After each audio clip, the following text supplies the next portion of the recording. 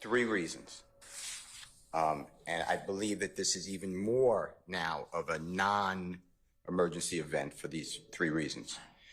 First of all, and Your Honor, if you need it, I'm not saying you do, but if you need it, there is an exhibit. I don't remember what it is. I'm going to have to rely on the state to help me. But there's an overview Google map that was introduced into evidence that shows the relationship of the laundromat where the vehicle collided into the Somerville maybe, Commons apartment where the Officer Roberson L. discharged his firearm at a fleeing car that went through the gate, and then a third area. If you need to see that, I will ask the state to help. If they don't, you don't need to see that, then that's fine. Which exhibit was that, sir? That's why I need help. Or Miss Love, which one was that? Might be 134. Can we put it up, please? Thank you. Are you tech challenged this morning? We're a little bit tech challenged, but I can. Where's Mr. Kokomo? He is here. Don't just sit there, man. Put it up. Come on now. You can. This is a period of redemption. Come on. You lost it, man. I was going to write your recommendation and everything. We have all of the exhibits that were introduced. It would be helpful if you could put it up. Can you put it up for me? Okay. All right. All right. We're pulling it up now. Okay. One of y'all can do that's fine.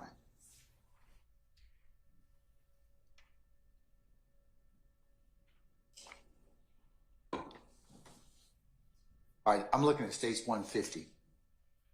Okay. Is that the correct one? Or will this do, Mr. Steele? I've got it right here. So. Yes, I think that this is the exact one. Yes. Okay.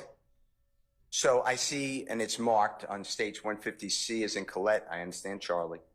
The top part, it said it has a blue lock on it. The center where it says Skyline Laundromats, to the left. Avenue. Yes, to the left.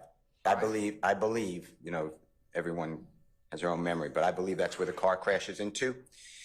Then, Your Honor, going down stage 150C as in Colette, Charlie, to the center left, that is what I believe to be the Somerdale apartment complex where the gate was crashed through and the Officer Roberson L. fired his discharge, his weapon. Then we have the Somerdale Commons apartment a little further down on 150C as in Colette, Charlie, in the center. That's where I believe, from what I understand, I'm not 100% sure, but the 911 caller, unknown caller, is saying that the other frantic unknown female is. So, understanding this. Last thing you said, I'm sorry. The other unknown female neighbor was coming from. So I walked this area. So I walked, if I'm right, from the Somerdale Commons apartment complex. And I know, you know, I'm not exactly sure where the person came from, but supposedly building C, and you have to go across the street, and then you have to go up the block, and you have to get into this other apartment complex. And it took me, and look, I don't know the pace, I don't know anything, I don't know traffic conditions, but about 3 minutes. But this is what I'd like the court, this is my first answer. How do we know it's not an ongoing emergency situation for the speaker? The speaker is the unknown neighbor who allegedly is then relating information to the unknown caller. And the reason I say that is because based upon what this honorable court has brought forward in testimony before it, there are now police. It's on the 911 call. There are police everywhere. That means, Harvey. I'm sorry? Say good morning, Mr. Harvey. Just need to account for him on the record. Go ahead. I'm sorry. No. We're good. Good. Go ahead. So you have the police. They're on the scene. So the police are on the scene. And according to the 911 caller, Your Honor, the police are everywhere. And but wouldn't that lead or cut toward the face of their police everywhere to say it's a more emergency situation because you've got shots fired, you've got I would say arguably a car flying into a building is a pretty significant event. Wouldn't you agree? Yeah. Then, okay, on a regular day. And then you got shots fired. So wouldn't that lead to the emergency situation of what's going on in that particular area? Whose emergency? That's the issue. Who is the person? They're not here to be cross-examined. I cannot, and Mr. It's the caller's emergency. It's the caller. Exactly. Okay. So what I'm trying to say, and I thought a lot about this for the Honorable Court, because that's why I brought up, you asked me this last time, and I don't know if I gave you a full, fair answer. But we start with, it doesn't come in. That is the premise. It's a constitutional clause issue. And then, of course, the secondary barrier is a hearsay issue. So it has to be the caller who, in this case, has to stand in the shoes of the unknown neighbor who is experiencing the supposed emergency. So the emergency is for the neighbor, the unknown neighbor, who is in building C allegedly. I'm not conceding any of these facts, by the way, but I know. for purposes of this argument. Your Honor, that means mandatory by this map, and if it's wrong, obviously, somebody tell me, but I'm using this map, and I'm using my walk when I went out there. Okay, of course, I can't consider what you did because that wouldn't be evidence. Okay, then but I'll ignore that. Okay, but just based on the map itself and the testimony of several witnesses, it's not that far from the laundromat. I'll give you that much. It's not that far from the laundromat to the Summerdale apartments or the Summerdale Commons. Well, but what is in there in that distance, whatever that distance is, far, not far, what is in there? Police officers. We know that on the 911 call. We know now where the police officers are because you heard the Honorable Detective Velasquez say that he is in the Summerdale apartment complex. I apologize to the gentleman. Officer Roberson L. never leaves that area. His patrol, his teammates left to follow the 2004 Nissan fleeing Altima red vehicle. Other units responded, including crime scene.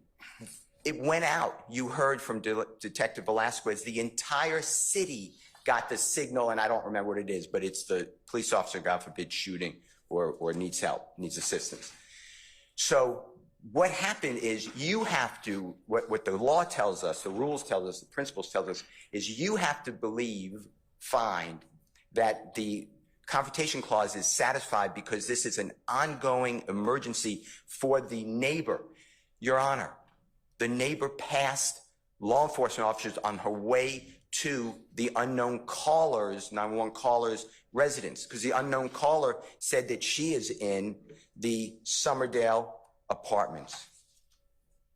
And the police look at Pitts and Crawford versus Washington.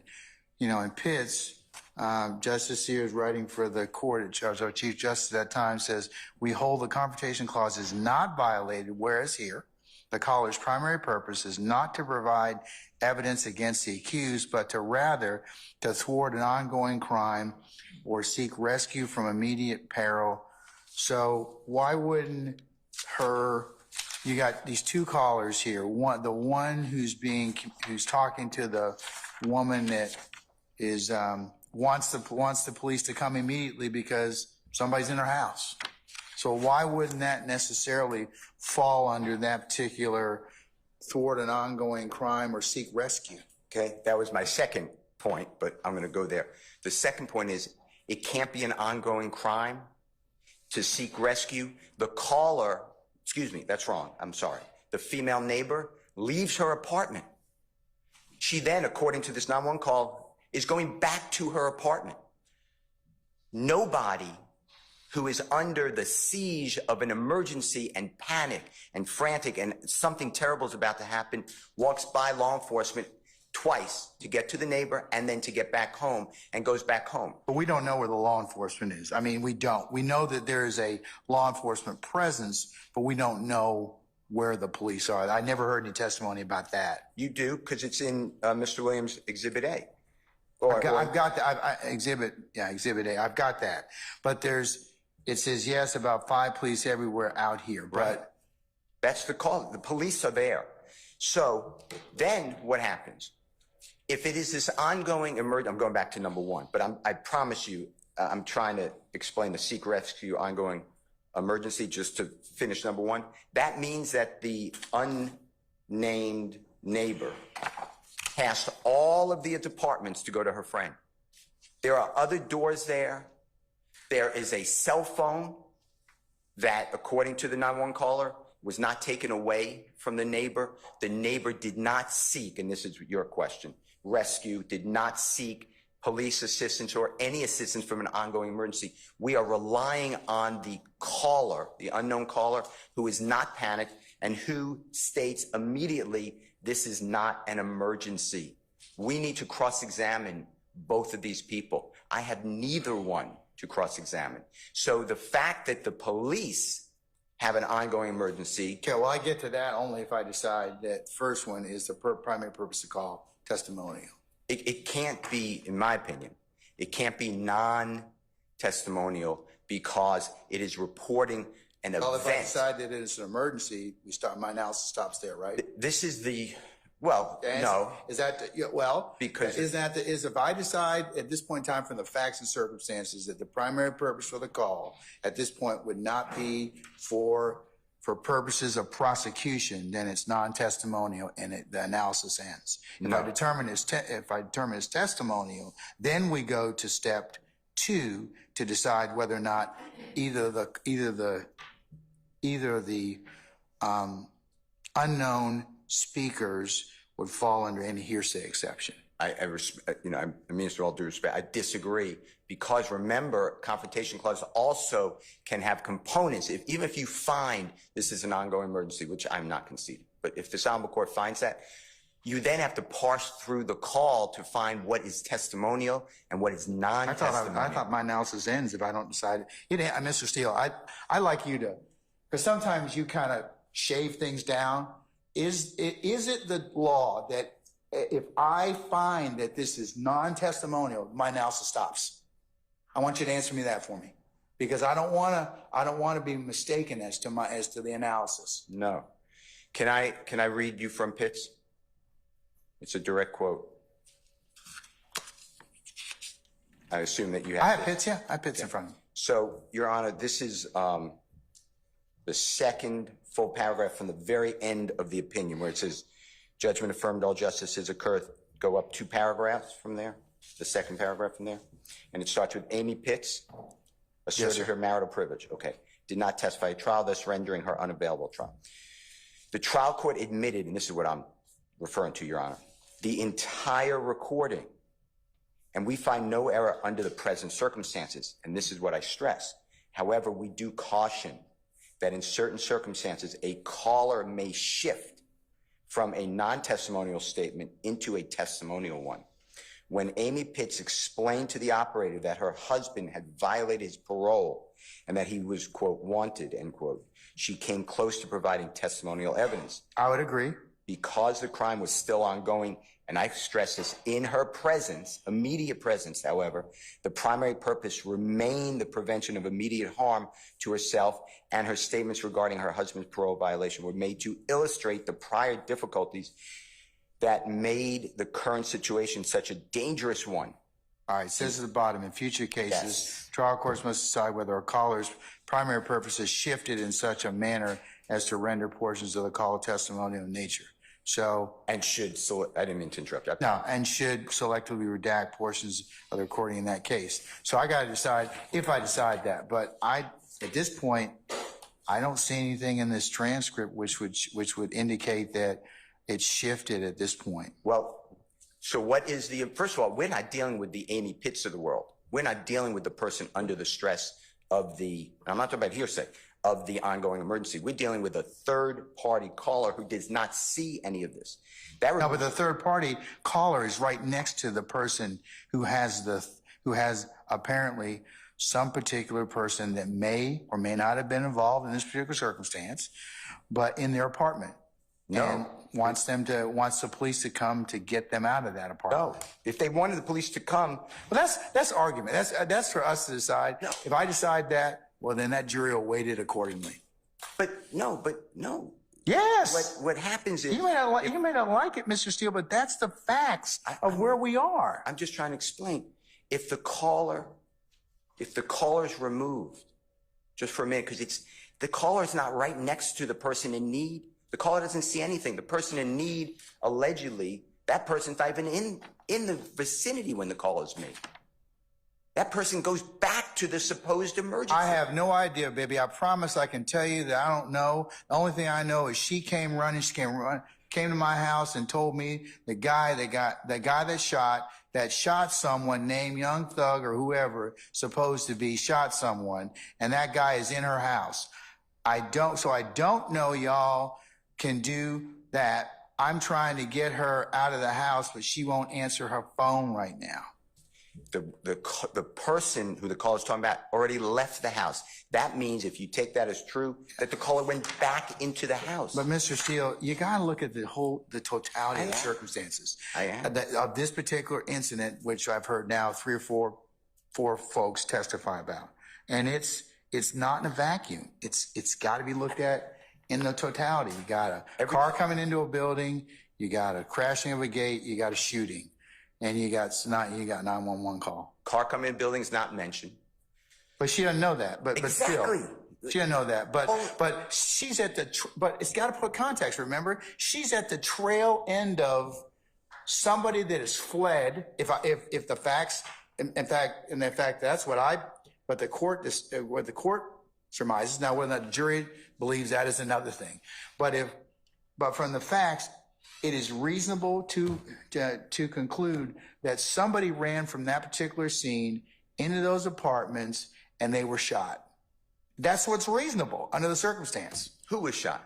We don't know. Exactly. But that's for them to decide. No. That ain't for me to decide. That's a weight versus admissibility issue. If we can cross-examine. Oh, well, no, it's kind of like, yes. Ordinarily, yes, but this is one of those circumstances that I'm sorry. I'll make a ruling and we'll see what happens. Well, I know what will happen if you make a ruling. I'm going to follow your ruling. But I know that, but it bothers me that you won't be able to do that. But that doesn't make it not inadmissible. This is an un-American trial to allow in a. Why you want to make it un-American? We all follow the rules of evidence, Mr. Steele. Okay, some of them, work out fine. But remember, when you admit evidence, the overarching thing of our rules of evidence is the admissibility of evidence and the highest and best evidence for us to use. Now, depending upon where you fall on the continuum, sometimes that evidence may cut for you and may cut against you. I don't disagree that you don't have a right to confront, but and Crawford and his progeny, guide my direction and my analysis. So that's what I'm going to do. I'm not saying that I don't disagree with you about anything about the fairness or otherwise, but remember, I'm the referee. So I understand. I'm not questioning the Honorable Court. No, I understand. But I want you to understand, I get it, but these are the facts I have. But we may disagree, but let me talk more about the facts, because I keep feeling like I'm not articulating and I'll just going to piggyback on what this Honorable Court just said. The overarching purpose of a trial is for the jurors to have the best and highest evidence. The overarching way that we get the best and highest evidence is through the crucible of cross-examination. That is not only statutory, but constitutional. And what we have here is you potentially will find an ongoing emergency. If you find that, and I'm not conceding, I'm going by what you said, how is it, and I'm answering your question, when you said, if I find that it's an ongoing emergency, am I done with the confrontation clause? And I said, Your Honor, no, because the part that you just read, that would have to be redacted. How does that go to an ongoing emergency? By naming Young Thug, how does that go to an ongoing emergency? The caller doesn't know Young Thug. The caller says, the way I listen to it, Young Thug may have been shot or shot someone, however the listener hears that. But she starts with, the question is, so who was shot? I have no idea, baby. I promise you, I can't tell you all that I don't know. The only thing I know is she came running. She came to my house and told me that the guy. Now, why is that? Because you got a present sense impression, or you have a or excited utterance of the person who she runs to the house, and then a woman who is conveying this is in a present sense impression as well. So now, whether or not she told her that or not, that's important because I know it is, but that's for them to decide because this particular circumstance, it's going to go to weight. It's whatever the jury wants to consider it as. It just is. Then why don't we just let in all recordings?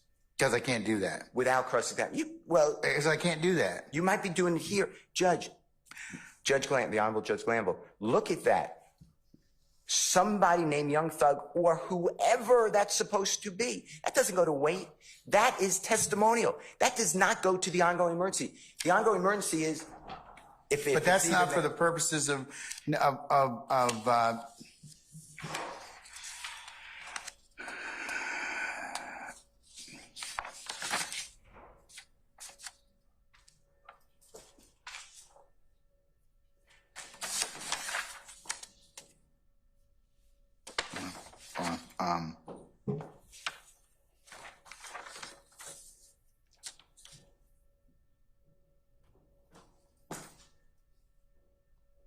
well, that's one of the things I got to decide. So I'll have to decide that. I'll ask the state what their argument on that is in terms of whether or not that shifts into a testimonial statement. But it's that's what I'm asking you. I disagree. I think the whole thing's testimony. But when we get to that part, and that's the only part that is really at issue, because if you were to redact that, his name.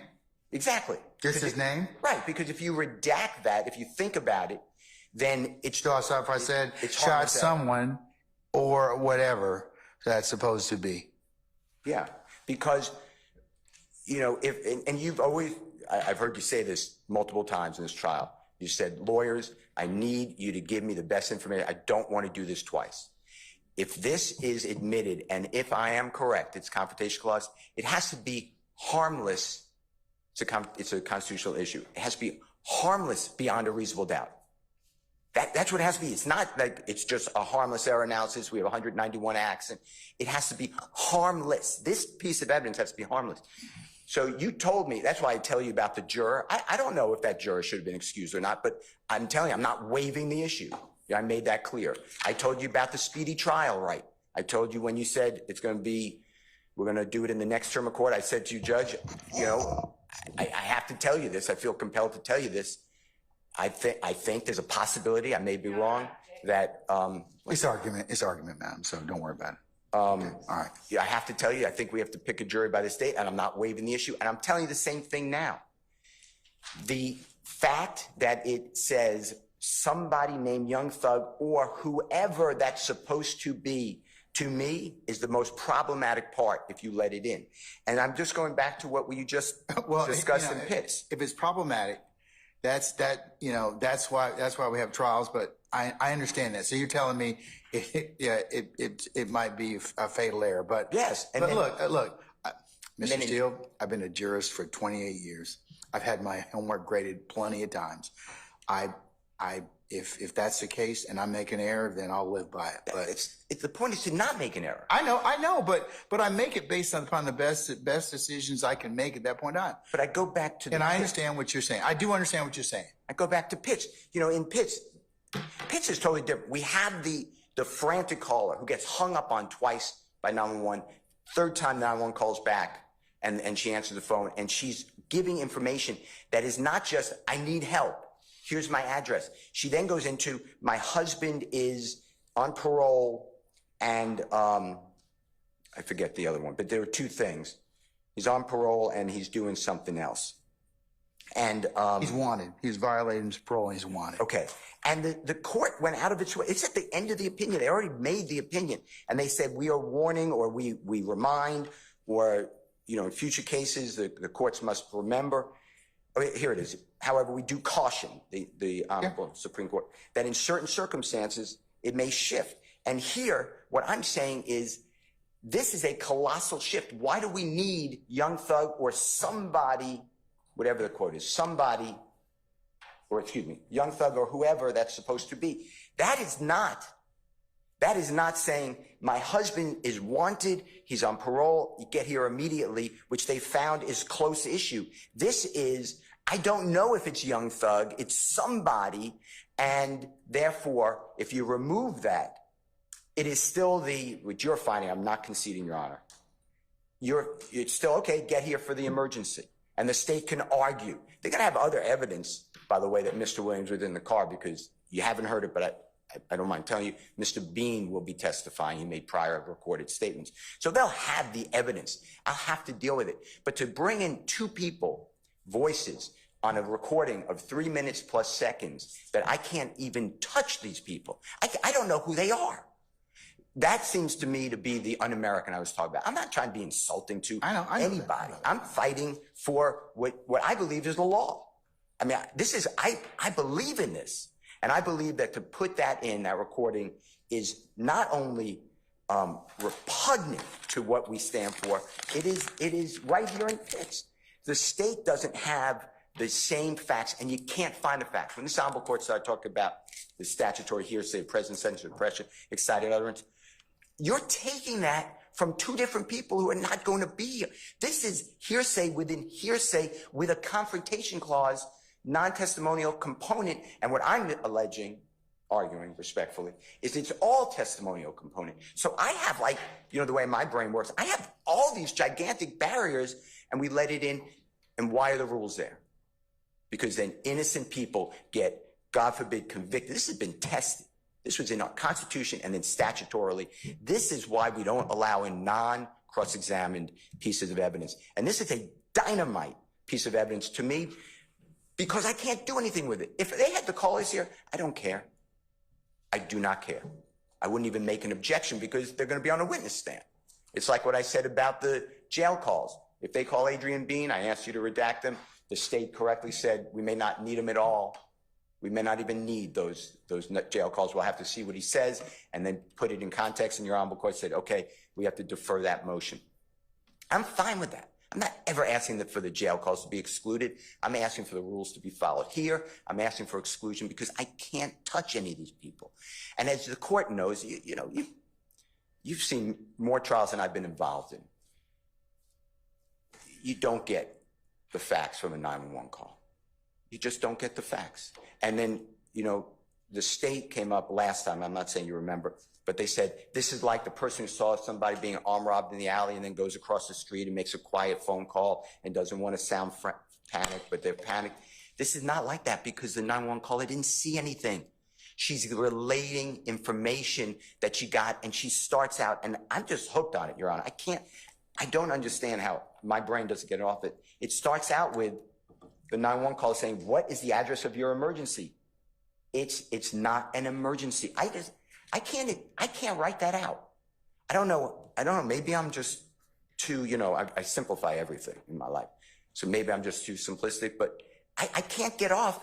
It's not an emergency. And it's not an emergency because now that we have some facts, the caller states that there's police everywhere. The neighbor, the supposed neighbor, I don't know if there is a neighbor, but the supposed neighbor supposedly walks by police officers at least twice, leaves the house. She's not being held in the house. She calls, the caller is calling, the caller relates to the 911 operator that the supposed neighbor calls during the 911 call. She states that's them calling now. So, Your Honor, when I put up all these rules that it shouldn't come in because the witnesses aren't here, that's where we start. These are exceptions that the state wants. And I can't get out of it. And then, I listen to the demeanor. I listen to this call a lot. That caller's demeanor is not panicked or frantic. It is relaying information that she may not have, she may have, it may be right, it may be wrong. That's why I can't get over it. And when if the honorable court disagrees with everything I'm saying for the confrontation clause, and you find it to be non-testimonial, then I still come back to Pitts, because it tells us it's not so simplistic of it's a head or a tail.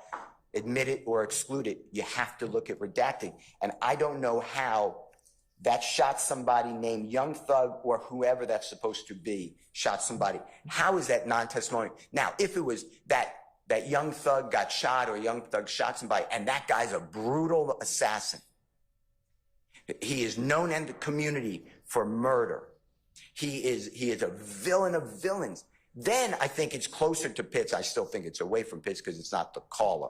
But then it's closer to Pitts because, Your Honor, at that point, you're giving context. Why is this go to the emergency? But to say simply, she came running, she came to my house and told me that the guy that shot somebody named Young Thug or whoever that's supposed to be, that means she doesn't know it's Young Thug.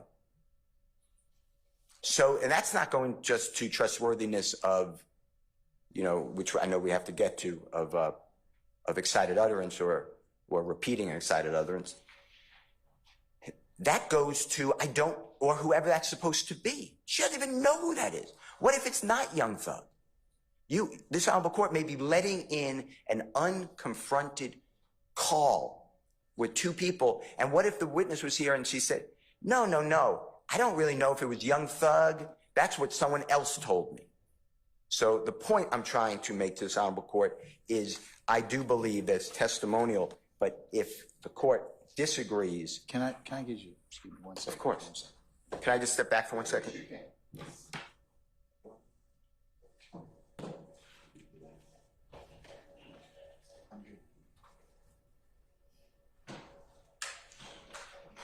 Okay. All right, thank you.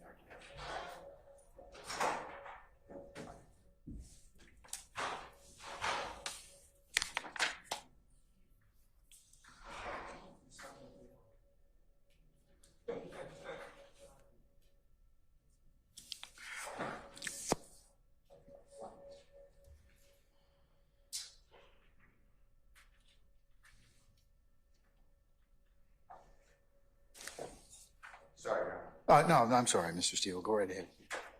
So, the three reasons that, to answer the court's original question, is I heard your potential leading. I'm not saying you made a decision, but I haven't. That it may be an emergency. I don't believe the emergency is created by the circumstance. The emergency is created by the caller, or in this case. I disagree. I fundamentally, I just disagree with that stuff you have going on would be an emergency in the court's opinion. But the question there becomes is, I gotta make, like you said, I gotta make a decision whether or not the call is testimonial, non-testimonial, purpose of the call. And then depending upon that, then I also have to decide, as in Pitts, whether or not any part of this conversation shifts from being non-testimonial to testimonial. So you are correct about that. So I thought, Mr. Matthews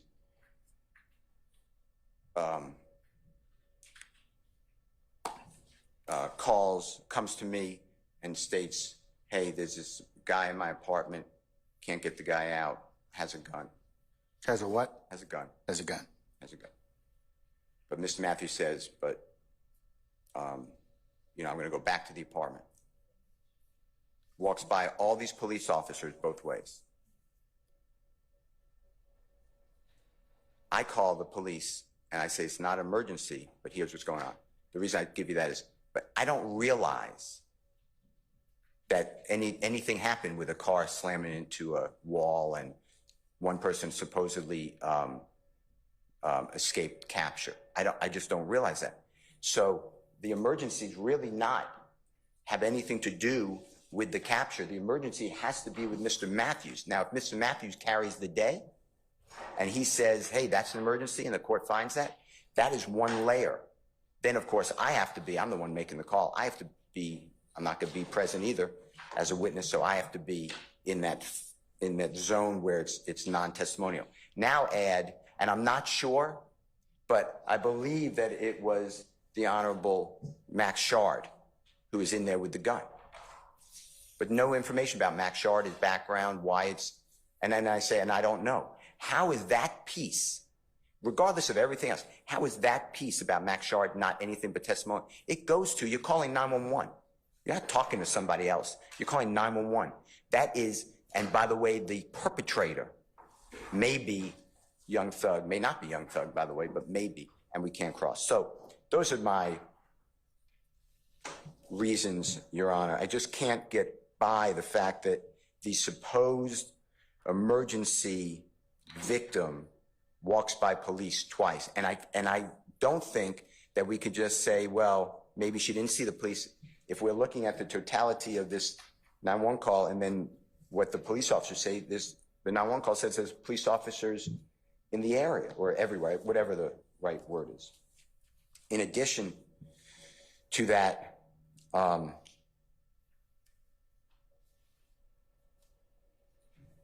you asked about this is near the place where the incident occurred. There's no evidence the caller knew that. The car slamming into the wall. I have to know that, but it gives context in terms of why or how you got.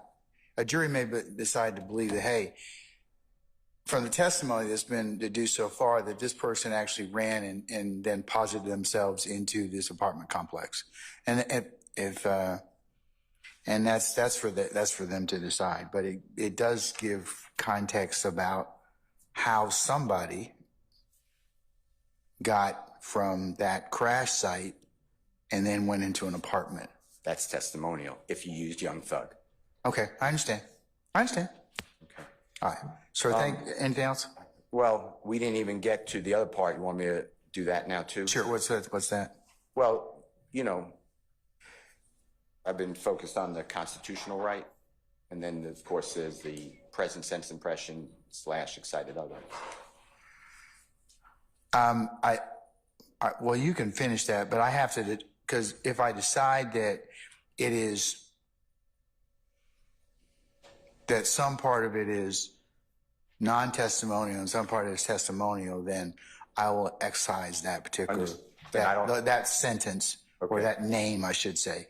I don't see anything else in the transcript would be testimonial. I can see that if you make those findings, yes, that would be the one.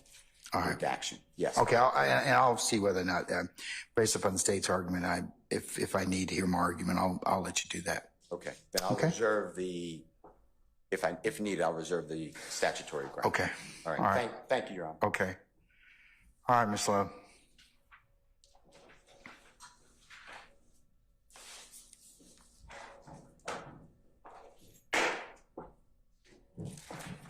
Your Honor, I'll start out by being clear. It is not error. There is no error in admitting the entirety of the call. The first words out of Mr. Steele's mouth this morning were in relation to the frantic 911 caller. That's what he said, the frantic 911 caller. But I'll get to his last argument regarding testimonial and not testimonial, because the confrontation clause is the first assessment that the court has to make. Mr. Steele's argument is that had the caller said, Young Thug is known for committing crimes, all of this, that would be closer to Pitts. In fact, that is the type of information that would be testimonial. The fact that this caller is giving to the 911 operator all of the details that she has gotten from this panicked neighbor who came to her in an effort to get the police out there. The fact that she says Young Thug or whoever is in her house just shot somebody. That is information that is a part of the ongoing danger that she perceives the neighbor as. Let's say I do that. Let's say I agree with that. But wouldn't Pitts tell me that I've now shifted from, or potentially that particular portion would shift from being non-testimonial to testimonial? Because remember, we have no way to, because it is a specific, like, hey, this dude, Young Thug, is in the apartment. We don't even know the context. We really even don't. We don't. But why wouldn't that be testimonial, that particular piece?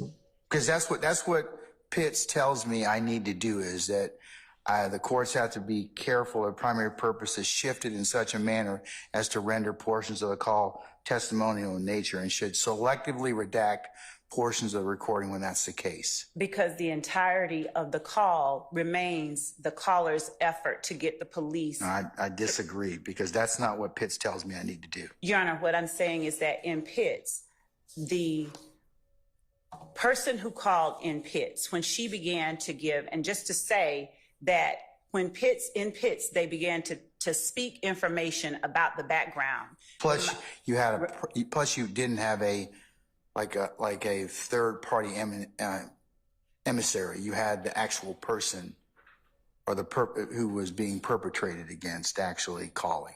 So as we're focused on the confrontation clause, it either is testimonial or it's not. And whether it is testimonial. I would agree. And whether it is testimonial or not depends solely on the purpose for the information that is being given. However, we do caution in certain circumstances that a caller may shift from non-testimonial statement into a testimonial one. And then they talk about what Ms. Pitts having explained to the 911 operator that her husband violated his parole and he was wanted. So how do you distinguish that? Because the information about her husband being wanted and violating his parole, and even that they did not consider to be testimonial. That is closer to testimonial than the person saying, this person is in her house. This person is in her house having just shot someone and she is panicked and is in there. Her mother and her child are in there. The testimonial portion, the parole portion, is not at all akin to her saying, my husband did this. The fact that she is saying it is her husband who committed the act, who is committing the act, is the part that is not confrontational. The fact that she names the fact, non-testimonial, my apologies to the court. That's all right, sorry. The fact that she names the perpetrator or who she believes to be, the fact that she is giving information to the police to get them there and giving information to help them respond to this ongoing threat that is in her neighbor's home, they have to have this information in order to be able to properly respond. They would not need the information about the husband being on parole or being wanted, but even that, the court in Pitts decided was not testimonial. That's how you know that this information that this caller is giving the 911 operator in this case, this information is non-testimonial because it is even more of an effort to get the police to respond to a threat that is in existence at that time. The information as to who it is only akin to the caller in Pitts talking to the police about what it is that her husband is doing. Her husband is doing a thing at that moment, not he is on parole or is wanted. But they make the distinction in Pitts that because the crime was still ongoing, right, in her presence, however, her primary purpose remained the prevention of immediate harm to herself, and the statements regarding her husband's parole were made to illustrate the prior difficulties that made the current situation such a dangerous one. So that's how they distinguish, and they say that the entirety of the call is you know, they authorized it, but you know, they do say that that courts now must decide what the caller's primary purpose has shifted in a manner to render portions of the call testimonial. So that's what I'm kind of resting with at this point in time. So I think a little different than Pitts. Pitts, you've got, like I said, person directly under the unfortunate situation of somebody who's committing violence. And Your Honor. And clearly committing violence. In this particular circumstance, you got intermediary who's relating information that is going on. So I have to kind of look at that a little more carefully than, I mean, because each individual situation is different. And to the court's point, when the court speaks about the threat, the ongoing threat, for the caller, the ongoing threat. In Pitts or in the circumstance at hand? When the court spoke about the ongoing threat that the court, when Your Honor spoke about the ongoing threat in Pitts, that the court addressed the caller attempting to have the police respond to. It is akin in this circumstance when the caller is saying, I know she came to my house and told me that the guy that shot somebody, whoever he's supposed to be, is in her house. So I don't know how y'all can do that. I'm trying to get her out the house, but she won't answer the phone now. That is the ongoing emergency. And just to give a little bit of context, I heard, but I don't believe that it is anything at all that any evidence has come in to suggest. I heard the suggestion that the caller walked past police twice and gave him or didn't give him a phone or something like that. But just to point out where we are, Your Honor, and just to make certain that the facts are crystallized in the record. Officer Black testified, just one second. I'm pointing on the screen. There are two separate phases to this apartment complex, Summerdale. The phase where the red dot is, Officer Black testified that that is the phase in which the car crashed, in which the shooting first occurred. Then Officer Black, we've heard testimony that the car went through the yard just across the street diagonally. And we have other pictures that I can show to the court that better reflect what took place. The court can see in State's Exhibit 129, Charlie Alpha. Can you put that up on the screen? And I'll just hold it up for the court. That there is a dearth of shrubbery. We can see that Summerdale Apartments, the one phase is here.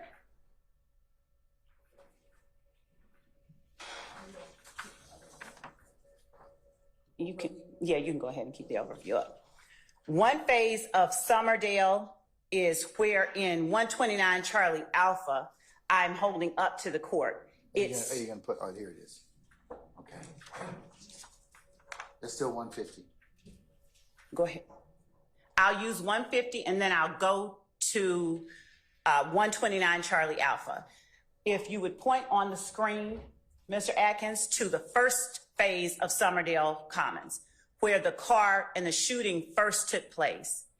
After the shooting took place, the car went across the road into the laundromat. After that, the occupants of the car, two of them jumped over a fence. One went left, which is the area where the arrow is, and one went right. And those trees, as Officer Black testified, there wasn't that much greenery. What it looked like is on 129, more like 129 Charlie Alpha. All right, let me see that one. 129 Charlie. Can you put that on the screen?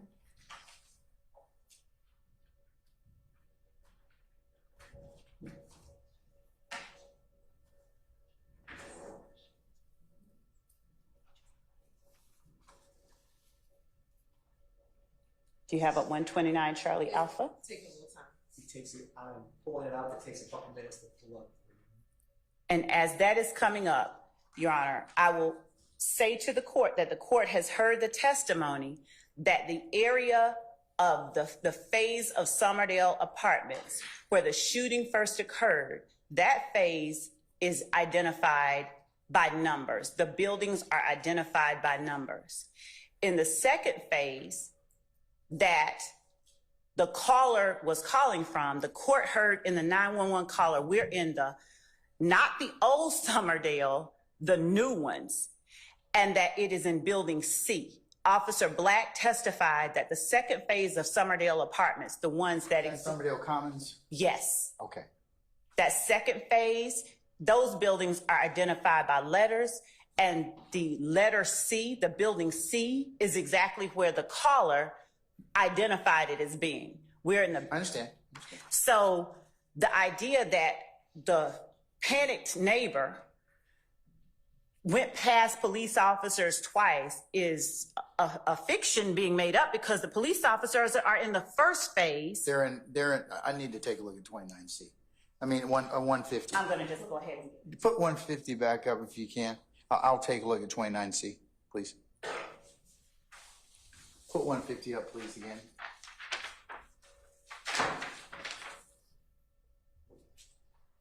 All right, so starts at Somerdale Apartments, and then it goes to Skyline Laundromat, and then two of the alleged suspects end up at Somerdale Commons. So one of them one is, you say, so the one that is in Somerdale Commons, that's where the 911 call is coming from? yes. So when she's saying police, or she's identifying police, where are those police? Do we know? The police, the evidence that we have is that the police, they were in the first phase of Somerdale Apartments. And they are also down at the laundromat, because remember, that's where Yes. Adrian Bean gets hit. I don't know that yet, but, okay, I don't know that yet. So, but Right, the name, well, we'll say one of the people in the car gets hit. That's what the testimony has been so far. I haven't heard that, so, but anyways, of note to me,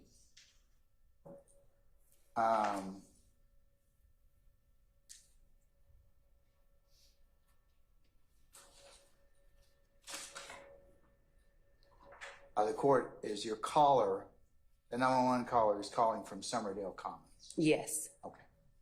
All right. And then stage 129, Charlie.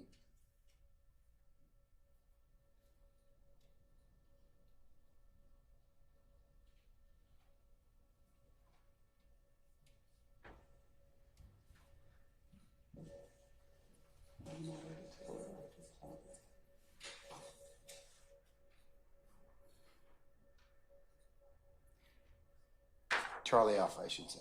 Okay. All right. So what were you telling me about Charlie Alpha, 129 Charlie Alpha? So 129 Charlie Alpha shows the entrance to the apartments where the shooting occurred. The first phase. Correct. Okay. All right. And the testimony came in that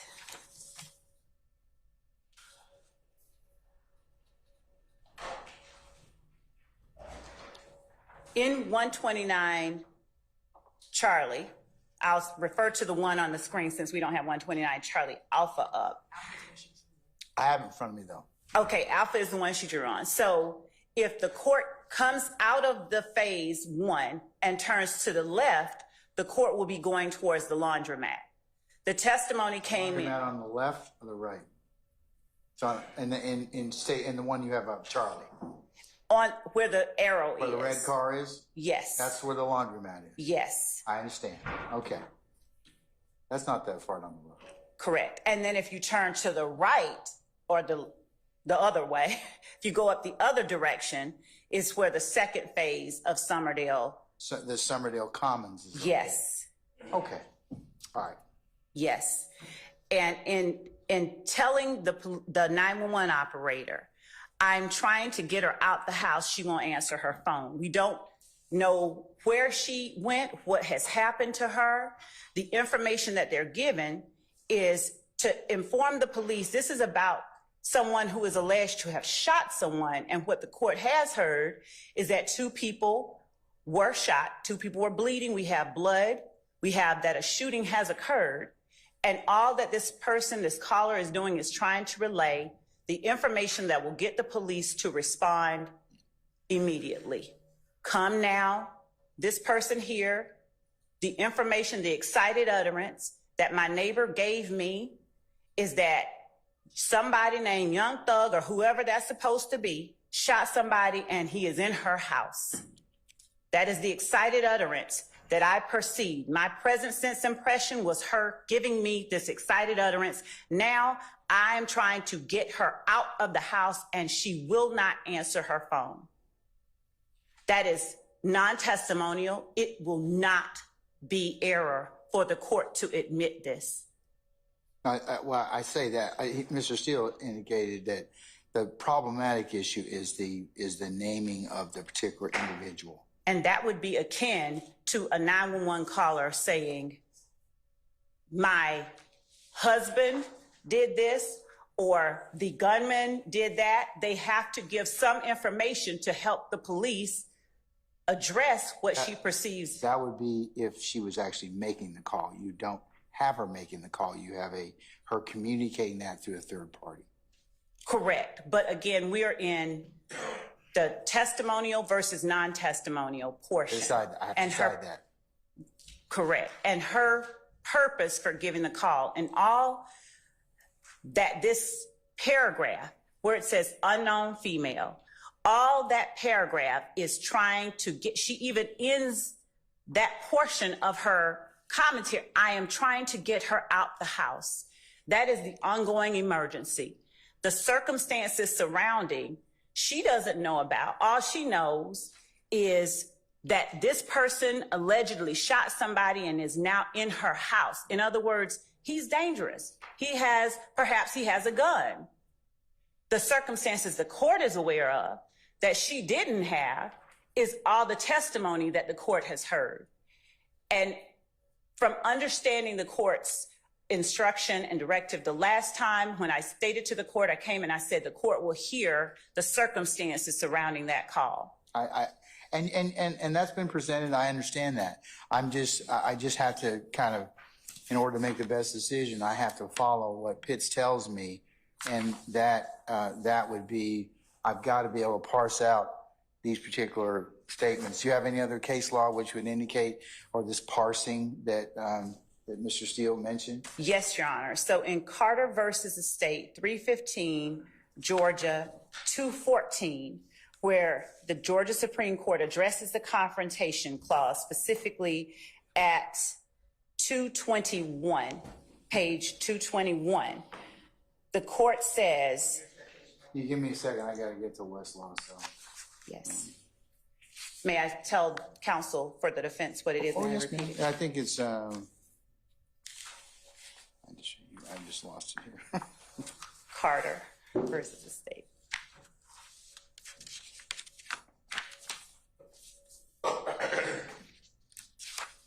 That's the problem, I have too much. It's Carter, and it's 315 Georgia, 214 at 221. Oh, there it is. I mean, it's in your paper. 2022.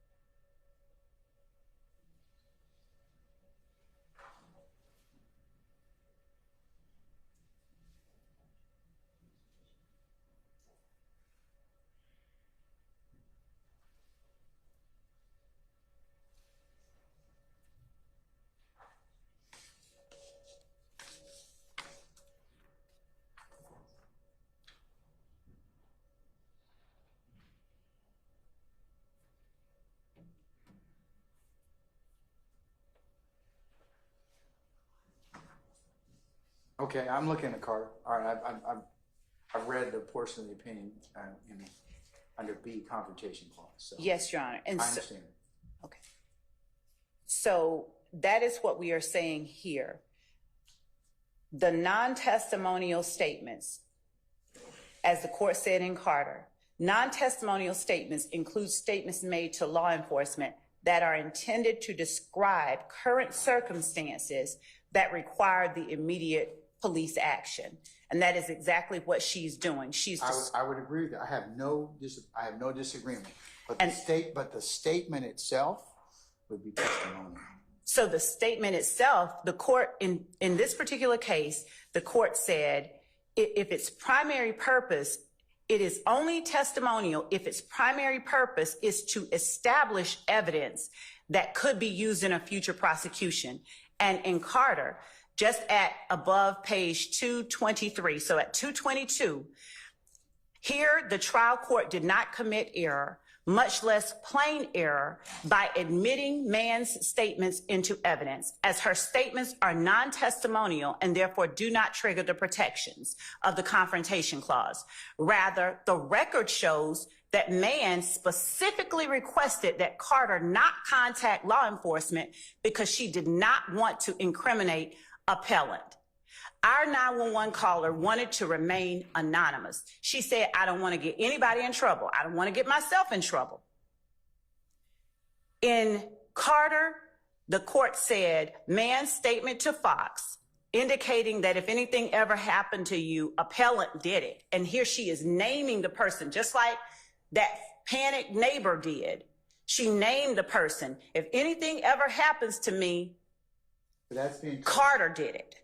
I still think you got to look at this from the standpoint of you got a third party that is communicating this particular statement. And in this case, Fox is the one communicating Mann's statement.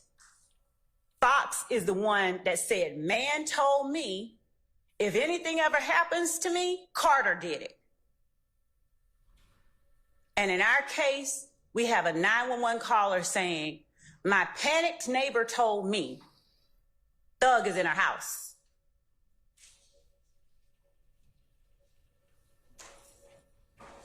A little different down in this situation. I mean, it's just fundamentally a little different from Carter versus what we have here. Your Honor, the analysis, I understand that the defendant would rather not have his name mentioned, but the fact that he feels... That's not the point, Ms. Love. The point is, Pitts tells me that I have to, then Chief Justice Sears makes it very clear. Courts are to determine and take a look at 911 calls in particular about some things that may be non-testimonial and testimonial. So that's kind of what we have to kind of do in this particular circumstance. And that's why I'm kind of concerned that, and especially since it's being communicated through a third party, but it specifically names Mr. Williams in that particular regard.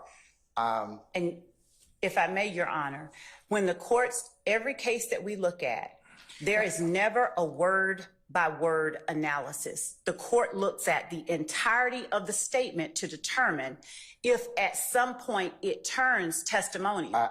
Well, you're right, and that's what Pitts tells me to do. So I have to kind of look at it from that standpoint. And the intent of the caller is what makes the statement testimonial or not. If the caller intends... But some portions of the statement, remember, that's what Pitts tells me to do. I have to look at whether or not some parts of that statement are testimonial. Right. And that's kind of that's what Pitts directs me to do. And it's only testimonial, Your Honor, if its primary purpose is to establish evidence that could be used at a future trial, in a future prosecution. Well, I would think that naming a potential suspect would be evidence useful in a prior trial. And I know you're shaking your head over Miss Hilton, but that's, no. I'm sorry, okay? That's just the facts. Your Honor, what I was saying was that's just the facts, okay? Just like I told Mr. Steele, evidence may not cut, it is what it is. It cuts both ways. So it's kind of like, This is what our highest court tells me I have to do. Now, you all may disagree or not like it, but that's what I gotta do. I agree with Your Honor, absolutely. And all that I'm saying, Your Honor, is that every single case that we have regarding the confrontation clause, in every one of them, a person is named. The person is named that is alleged to have done the thing that is causing them to make the statement. It depends. Like I said, it depends on, you have to look at the, Crawford tells us in his progeny and even in our jurisdiction in Georgia, you have to look at the primary purpose of the call. Was it testimonial in nature? Was it made for the purpose of gathering criminal or fostering for use for trial or for potential criminal prosecution? There are certain exceptions to it, and the emergency situation is one. But even with the emergency situation, Pitts tells me, got to look at whether or not some of those particular statements are in fact testimonial. So even if I believe, first I got to decide whether or not it's testimonial or not. And even if I decide it is non-testimonial, it's an emergency, then some of then I have to look at, and Pitts directs me, I got to look at very carefully whether or not some of those statements are in fact maybe testimonial in nature. So that's what I'm required to do. And Your Honor, we are looking at a caller who's describing and trying to get the police to respond, even when the 911 operator is asking her who was shot. In other words, she's telling her, I need you to come. I'm not sure what the apartment is. She's in building C when you're coming around through the gates. The 911 operator is trying to get information about the shooting because she said that shot somebody, like has already shot somebody. 911 operator trying to get information about the shooting. She's saying, I promise you, I can't tell you all that. I ain't trying to talk to you about that. I ain't trying to give you anything for your evidence for your prosecution about no shooting. I'm telling you that the guy that shot somebody, Young Thug, is in my neighbor's house, and I'm trying to get her out the house, and she won't answer her phone. So it's not about who got shot or who he is alleged to have shot. It's about he's in her house now. This man, potentially armed, is now in her house. The reason that it is important that she names him and that she says who he is and what he does is twofold. So just with the information that the court has already heard, the court already knows background. But just for future purposes, there is an accomplice statement that we intend to have presented as evidence that I will state in my place that one accomplice ran one way and Thug ran in the opposite direction. And that opposite direction is exactly where this caller is calling from. I should have followed Thug. I should have went left. I went right, or I went to the left and he went to the right. I should have followed Thug. And then here we have this caller saying, I ain't trying to talk about this shooting over here. I'm trying to tell you that this man that just shot somebody, Thug, is in her house. And I need you to come and get her out because her mom and her baby are in that house. Okay. And Your Honor, that's the reason those circumstances, that information, the caller's words, her purpose that she reveals.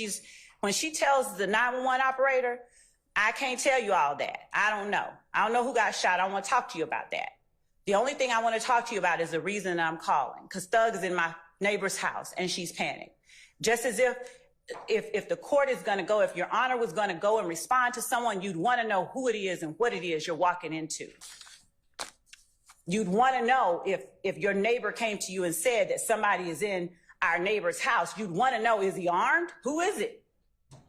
That information is to help you respond to that threat that is happening right then. You would not want to walk up to a circumstance you don't even know. Yeah, you told me that last time. I remember. So, but how is it different if if the person is directly communicating the information to me, or am I getting it through somebody else? Your Honor, that part, it is not different for the confrontation clause analysis. That part remains the same. Its purpose remains the same.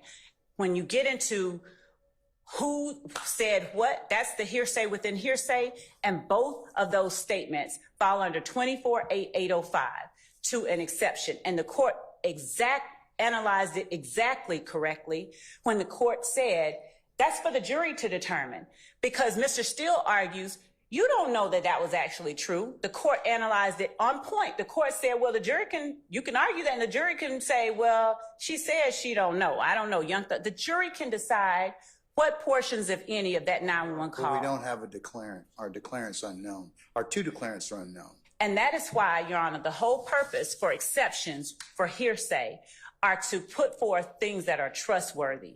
And hearsay within hearsay is not, it is absolutely admissible. And the court knows, I don't even have to say this, it is only for the purposes of the record, that these new evidence rules are rules of inclusion. So much so that the rules don't say it can be admitted if you have an exception. 24-805 specifically says hearsay included within hearsay shall not be excluded under the hearsay rule. Well, Ms. Love, I'll tell you. Spratlin, which was decided in 2023, says if I don't make a proper analysis under Crawford, vacate and remand. So, and Your Honor, so I got to make sure I get it right, okay? And Your Honor, I'm with the court. I'm absolutely with the court, and I have an equal desire, if not greater, to make certain that it is right. And I would not argue fervently for this if it were wrong. All right, well, let me have 5 minutes, okay? I'm going to take a break. And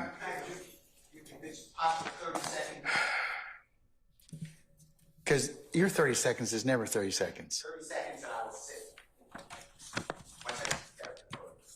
You can stand there, that's fine. I just want you to... Go ahead.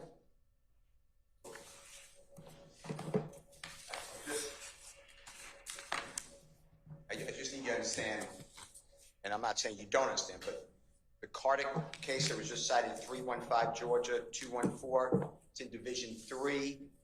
A doesn't apply, that's the 807 residual hearsay. B is what the state was talking about. And, Your Honor... There was no objection in this case either, so, No. in the Carter case, no objection, so. But look what happened. And they had to review it under plain error, too. Yes. So, and yeah. Fox was told by Miss Mann, God forbid, Valerie Mann was killed. Fox testified. Valerie Mann, God forbid, is dead. And she told Carter. Carter testified. That is not even close. So I don't have anybody to cross now. That's my 30 seconds. All right. And Your Honor, I'll give the court, if the court already has page 3 or 4 of Pitts, where the court said the caller in this instance, I have Pitts, yes, ma'am. okay, was not, they were not concerned with establishing evidentiary facts or bearing testimony. That's the part against the defendant. And the court found that the same analysis was applicable in Pitts, that the 911, that portion of the 911 caller, they were not concerned with establishing evidentiary facts. They were concerned with getting Young Thug out of their neighbor's home. Okay. All right. Give me 5 minutes. Take comfort. Y'all can do the same. We'll be back. Okay.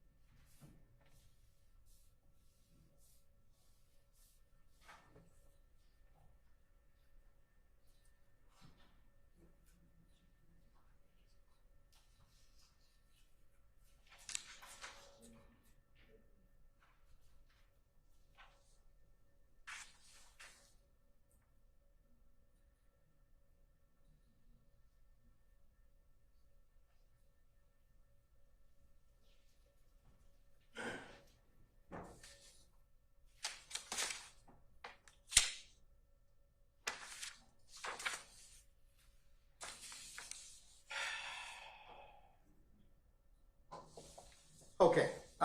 The court's had an opportunity to take a look at and consider Mr. Williams' motion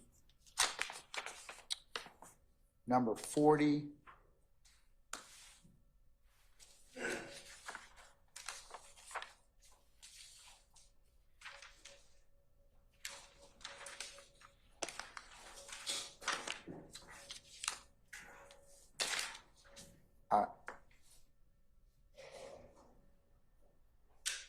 And in respect to that, has considered the testimony as it relates to a phone conversation with a 911 operator on September the 11th of 2013.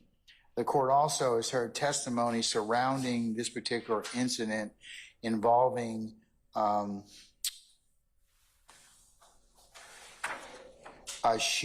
purported shooting at the Summerdale Apartments, Summerdale Commons, as well as a laundromat that is in the vicinity where a car crashed into a laundromat. In considering whether or not the 911 call on September the 11th of 2013 would be admissible,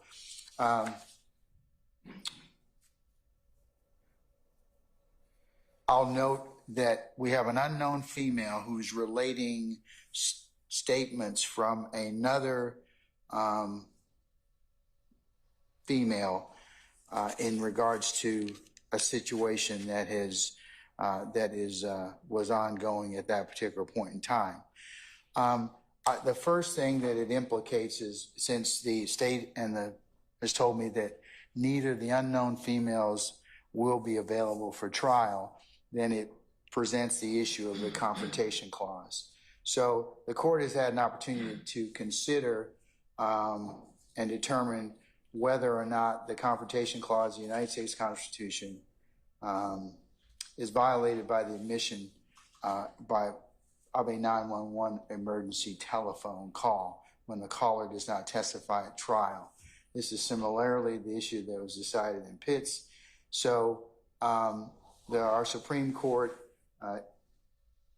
in Pitts, which is 280 Georgia 288, holds that the confrontation clause is not violated where a caller's primary purpose is not to provide evidence against the accused, but to rather thwart an ongoing crime or seek rescue from immediate peril. The decision in that court cites Crawford versus Washington, which the United States Supreme Court held that the admission of out-of-court statements that are testimonial in nature violates the confrontation clause unless the declarant is unavailable and the defendant had a prior opportunity for cross-examination.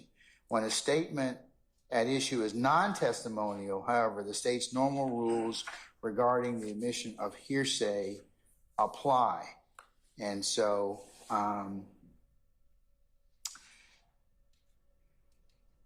some courts, it was a discussion of the court in Pitts, that some courts delineate that 911 calls are totally for the purposes are testimonial because it involves a statement to a government officer.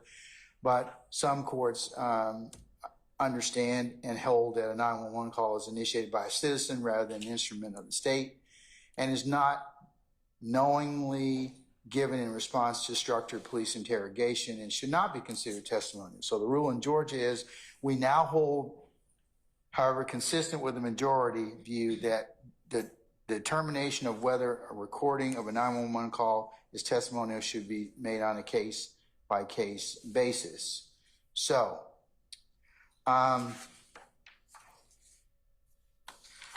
the court first has to determine whether or not this particular call, and I'm referring to Williams A for the purposes of this particular motion, which is a 3-page transcript of this particular 911 call made on September the 11th of 2013. So I have to decide first whether or not the telephone call is made to avert a crime in progress or seek immediate or seeking assistance in a situation involving immediate danger. or whether or not the primary purpose is testimonial for the purposes of prosecution or to gather potential information later for prosecution. That's the first step. Also in Pitts, the court or the Supreme Court is also cautionary in terms of trial courts. However, we do caution that in certain circumstances, a caller may shift from a non-testimonial statement into a testimonial one. So it cautions us, or the decision cautions trial courts. In future cases, trial courts must decide whether a caller's primary purpose has shifted from such a manner to render portions of the call testimonial in nature, and should selectively redact portions of that recording when that is the case. In this particular circumstance, the court is of the opinion, based upon the testimony that the court has heard, to include the arguments of counsel, to include the admission of the 911, hearing of the 911 call, as well as the defendant Williams number 4, and testimony in regards to the instances of the purported shooting at Summerdale Apartments, the car crashing into the laundromat some short distance away, and the purported phone call from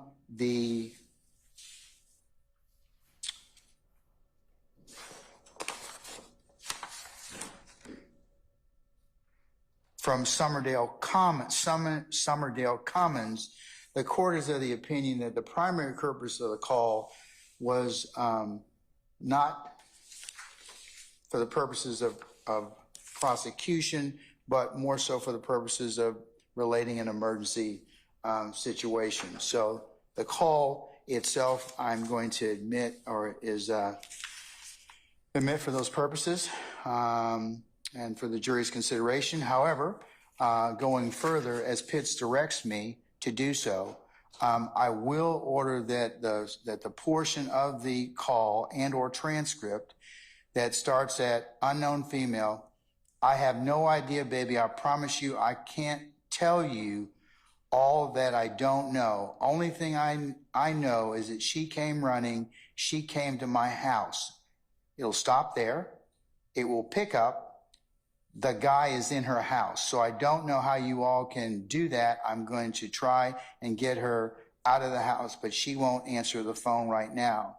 The particular part that I will excise will be starting at Ann told me that the guy that shot someone named Young Thug or whoever that's supposed to be shot someone.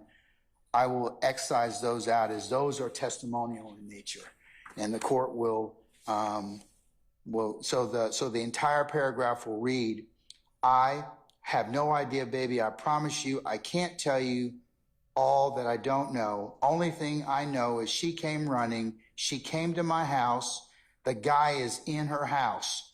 So I don't know how you all can do that. I'm trying to get her out of the house, but she won't answer her phone now. Everything else in the transcript of that call is admissible as it would relate to an emergency situation. So for those reasons, that's the court's ruling. So State, if you'll prepare the exhibits accordingly, that will. When the court referenced the 911 call, did the court mean the actual call itself as opposed to the transcript? Whatever you decide to play needs to be redacted. Yes, Your Honor. Okay. So if you're going to play the 911 call, you need to redact it consistent with my order. Okay. Yes, Your Honor. And or the transcript. Well, we wouldn't introduce a transcript as evidence. We would be, yes, playing the. But if you decide that you want to use the transcript as a memory, as a facilitation device at later, then you would need to, that would need to match. Because remember, I'd give a tape and transcript admonition at that point in time, only if it's necessary. I don't think it'll be necessary in this case because the 911 call case is pretty clear. Right. So, but I'm just telling you, if that's the case, it needs to be redacted. That would need to be redacted. So at a minimum, if you're going to play the call, redact that sentence out. Yes, Your Honor. Okay. Your Honor, with respect to the court, referencing, Williams' motion on limiting number 40, the motion on limiting number 40 was not the 911 call, it was the jail call. The jail call. We did reference it, talking about the 911 call, but motion limiting number 40 did not deal with the 911 call. It dealt with the statement the accomplice made to his wife over the jail call that he should have followed Thug and should have gone in the other direction. It blends together a couple of things. I'm not saying that what you just said is not true. I do recall that as well. So, Mr. Steele, can I get you to prepare a suitable order? And if you'll give that to Ms. Love and her colleagues so I can look at it as a final order? Yes. Okay. All right. Madam, anything else? Not at this time. Okay. All right.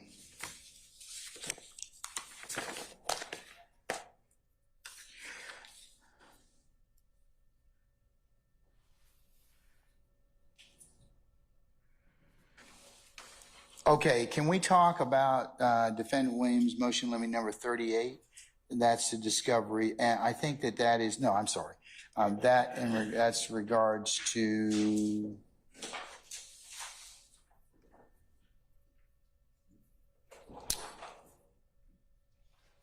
the pending appeal issue and by Mr. Ryan and Mr. Blaylock.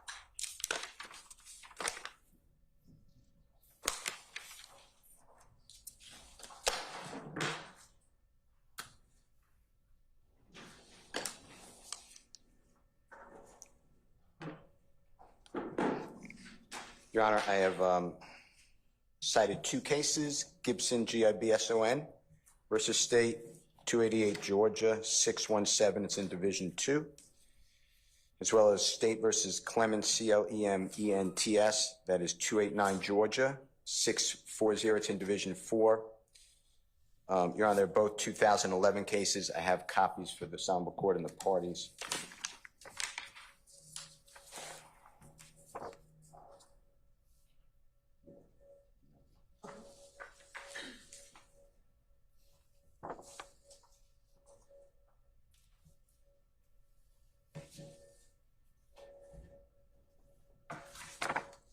Your Honor, may I approach? Yes.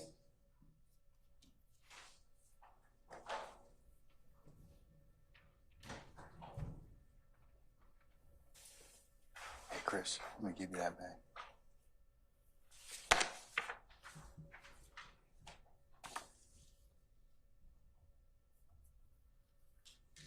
So, Your Honor, on State versus Clements, on the copy I've given the Honorable Court and the parties, it's on page 10 of 11. And our Supreme Court on the right-hand side, the indented paragraph, the beginning, it reads, the Supreme Court has repeatedly held references should not be made to reviewing courts by court or counsel except to cite their decisions. And then in Gibson versus State, Your Honor, in the copy I've given the Honorable Court and the parties, it's on page 3 of 11 on the left-hand side. 9 lines up from the bottom, not including the footnote to the right side. It reads, our highest court wrote, based upon these reasons, as well as the rule that courts should not reference appellate courts except to cite the decisions, we held that the trial court statements to be reversible error. And then on the page 3 on the right-hand side, Your Honor, right column, in the first full paragraph, 8 lines down, the Supreme Court explains, and it's in the middle sentence, but the right-hand side, the last word, it says, and lessen the jury's sense of responsibility for the verdict. So the whole point I'm trying to make is the state, you've already ruled on it. Don't mention that I represent Mr. Blaylock. Don't mention I've represented anybody until this Honorable Court first weighs on it. But in the opening statement, the court may remember the state had a PowerPoint where they said that I represent Mr. Blaylock on appeal, and all I'm trying to do is for anybody, it's not just Mr. Blaylock, but Mr. Ryan is on trial with us and it affects us. He is currently on a motion for new trial. I don't know how the state intends to handle it. I've spoken with the Honorable Miss D. Williams, who is able to join this motion and cite her claim. But I don't want anyone to say that Mr. Ryan has been convicted and is on appeal, and or anything about the appellate process. That's the whole point of this motion, and it will definitely come up, in my opinion, or potentially come up for Ms. D. Williams, because, and I know she protects Mr. Ryan ably, but that would affect all of us because they would lessen the jury's determination, according to the Supreme Court of Georgia, because they can go back and say, well, at least there's a review in court, so no matter what we do, somebody will look over it so we can get out of here. So that's my motion. I just don't want anybody to mention the appellate courts, my representation, or that Mr. Ryan specifically, and I don't believe anyone else in our case that I know, but I may be wrong, but I don't know anyone else who has a pending appeal, but I mean, who's indicted, but I could be wrong, but that's my issue. Okay, all right, but that was made during opening statement. I don't think it's been made any other No, I wouldn't think that that would come up again after the court's denial of my motion for mistrial. Okay. But you made it clear. All right, okay. All right. State, anything? Your Honor, not at this time. If the matter comes up again, we'll address it with the court before mentioning anything like that. Okay, all right, because it does both, in fact, State versus Clemens mentions that every reference to an appellate courts during a trial is reversible error. So, and then of course I have, but yeah, as I mentioned earlier,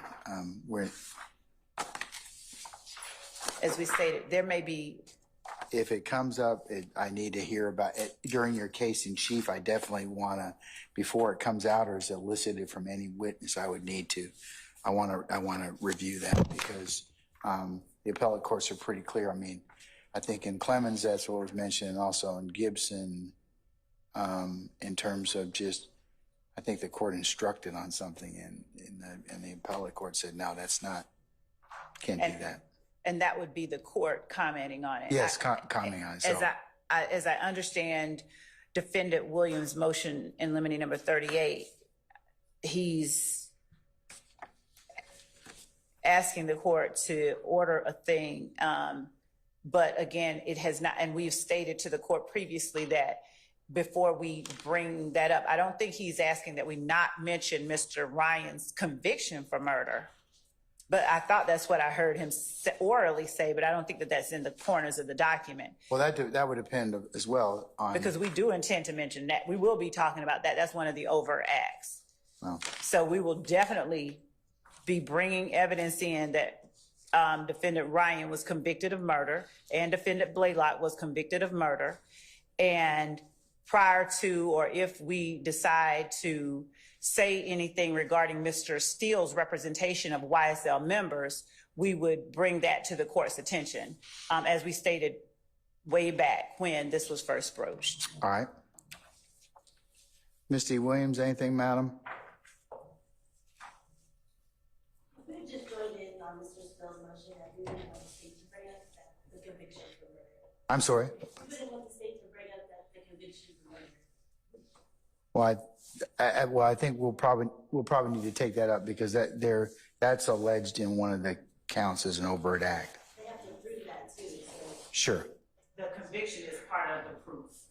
And so that would be excluding a verdict, and that the case law specifically does not preclude that type of evidence from coming in. I don't even know where that argument is, what case law or anything that's grounded in. Well, before you tender or make an effort to do that, let's put a pause on that and let me just consider I need to see some case law on that just to make sure. I mean, I'm fairly certain I know where you're headed, but. And we would not, also just so that the court is aware, what I heard referenced previously was the prohibition from the courts of attempting to prove the existence of a gang by introducing simply a certified conviction of someone not on trial, not testifying. And that is not at all what we would be doing. We would be putting up evidence of the murder itself, evidence of what Defendant Ryan said after the murder regarding YSL, evidence of what defendant Blaylock did regarding YSL and what he said, slime over sluts, and defendant Ryan saying, I bet YSL make the news. We would be putting up the murder of the victim, Jamari Holmes, by defendants Ryan and Blaylock, and again, the only portion we would be putting up evidence of that and how it occurred and how close in time to the murder Mr. Ryan made the declaration that I bet YSL makes the news. We would pause, I suppose, if that's what the court is saying, prior to tendering the certified conviction of defendants Ryan and Blaylock. And then if we had to bring up Mr. Steele's representation of defendant Blaylock on appeal or anyone else, we would bring that up before introducing that. Okay. And if that's in. Yes, ma'am. Okay. All right. Okay. Who are you? You just kind of got up and just kind of, lurked your way toward the front or something like that? Okay. All right. So how are you asserting yourself into it? I think I need to, on behalf of Mr. Stillwell, we are, and I know that we said we're going to perhaps put a pin in it, but I want to make this very clear. On behalf of Mr. Stillwell, and I think probably on behalf of other defendants as well, we are objecting under the Jefferson case to informing the jury of another jury's determination of guilt versus innocence of Mr. Blaylock or Mr. Ryan. This jury needs to make a finding of fact on their own and can't rely on the finding of fact of another jury. And it affects us because that is alleged as an overact as it relates to count 1 in the indictment. So we are not acquiescing to any belief that this jury can rely on the findings of another jury to. I understand that. That's why they're going to put all the proof in front of them. And, Right. And, So, but whether or not the conviction itself. Well, if we're putting I'm sorry, Your Honor, but if we're putting the proof in front of the jury, then they make that determination whether it's been proven. I don't know why we would present in front of them. Why would we present the proof in front of them? Because it's part of the overt act. But a previous jury's and what's your point? finding is not part of the overt act. No, we can't rely on this jury cannot rely on the findings of another jury. They need to make that decision for themselves. Absolutely. But the fact that there was a criminal prosecution in this particular case, if the conviction's in the proper form, it's more than likely going to come in. Well, I will come on. I mean, I remember you have cited Jefferson to me in the past, so I understand that. The concern I'm dealing with right now is whether or not Mr. Steele's involvement in any appeal or his involvement in any counsel is relevant at this point. I don't find it to be at this point. Right. So, but I will take a pause before they introduce anything about a conviction that was had, but just to make sure. Yes, sir. Okay? Okay, thank you. All right. Okay. All right, what about Mr. Williams, 39? Mr. Steele?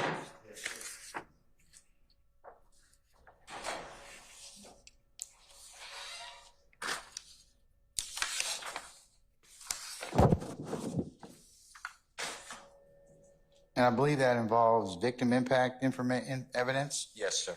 That's right. All right. And the life of Mr. Thomas.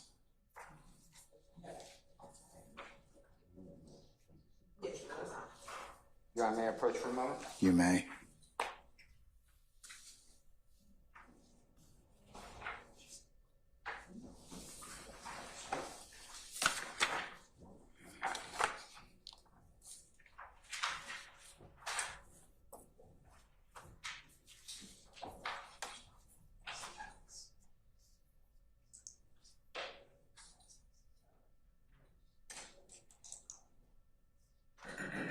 Your Honor, I have a good faith belief that there will be people, and I'll just specify Mr. Donovan Thomas family members have been announced or on the witness list, and the Honorable Court excluded them under the victim rights bill from the rule of sequestration or parts of that family. And if they testify at our trial, I want to make a motion limiting now, and it's under Waller, W-A-L-L-E-R versus State. It's 368 Georgia Appeal, 378-890 Southeast 2D 142, 2023 case. Your Honor, the copy I've given the Honorable Court and the parties, it's in Division 2. It's on page 4 of 7. On the left-hand side, the last full paragraph, the court wrote, under Georgia law, evidence about a crime victim's personal characteristics and the emotional impact of the crime on the family, the victim's family, and the victim's community generally is not admissible in the guilt-innocence phase of a criminal trial. And Your Honor, upon basis of work leading up to the case, Mr. Donovan Thomas did a lot of great things for the community. He was well respected, well loved.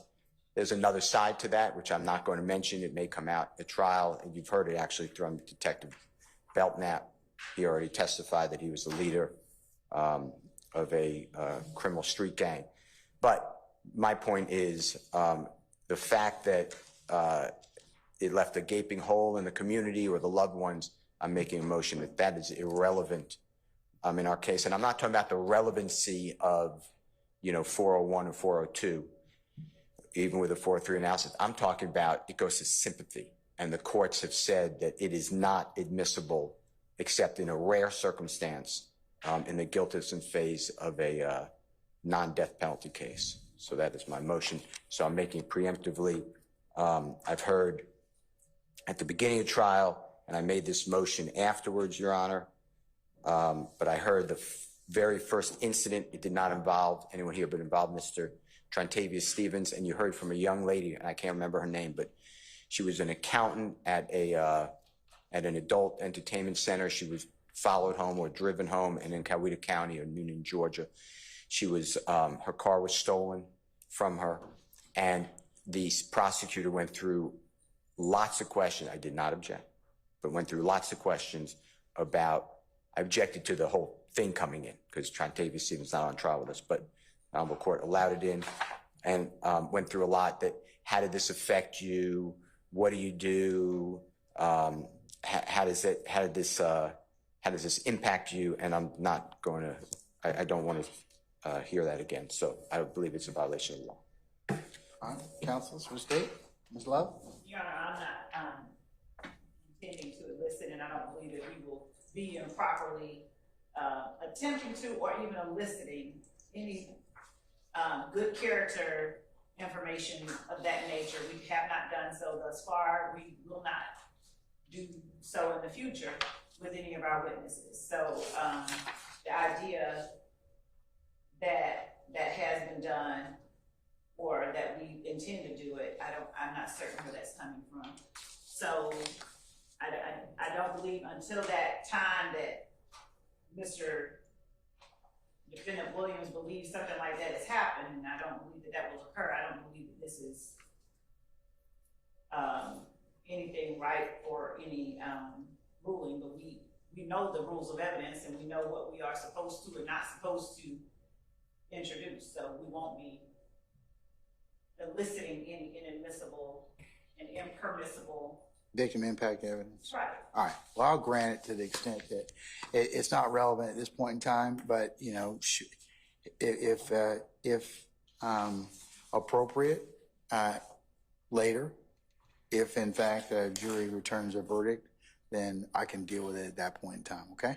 And there was one other thing co-counsel reminded me to bring to the court's attention. What the victim was doing on the date that he was murdered, I don't know if it would be considered good or bad character, but we do intend to put that evidence in because those are the circumstances surrounding his murder. So, for instance, if he was standing out giving candy away to kids or playing Santa Claus, somebody might consider that good character evidence. What is he selling drugs? Or if he was selling drugs, it might be considered that. But the point is that what was happening that day, and he was not. But if that were happening, those are the circumstances surrounding his death, and we would certainly be looking to, get in, or if he was paying for children's haircuts, things like that, we would be putting that, we would get that done. Well, that would depend upon what you present in that respect. Right. Okay. All right.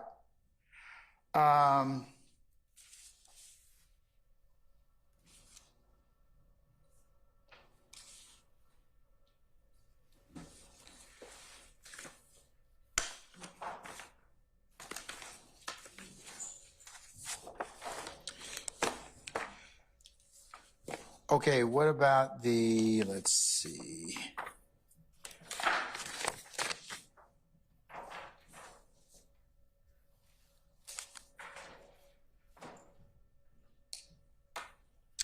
I have motion to limit number 41, Mr. Steele.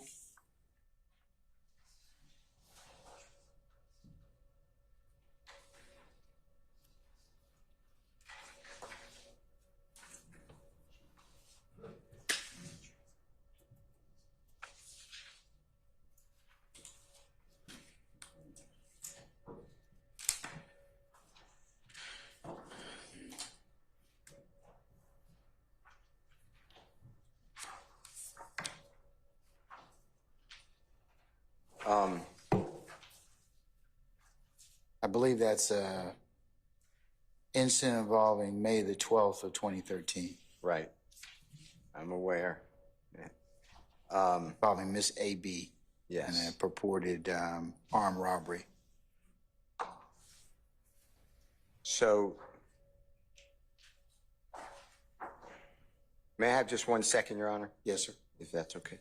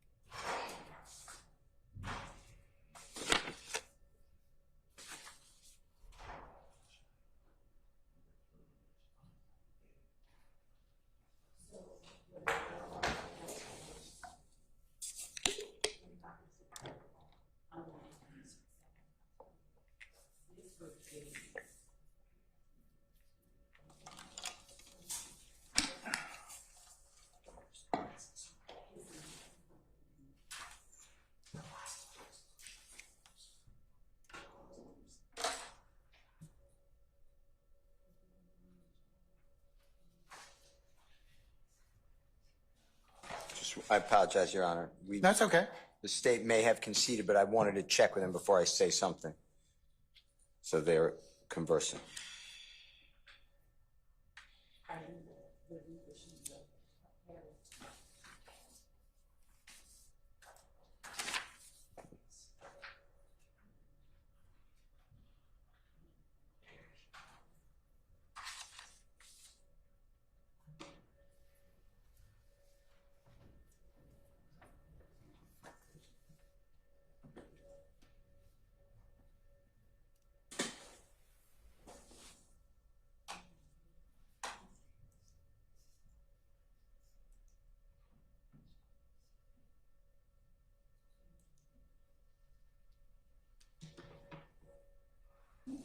Excuse me.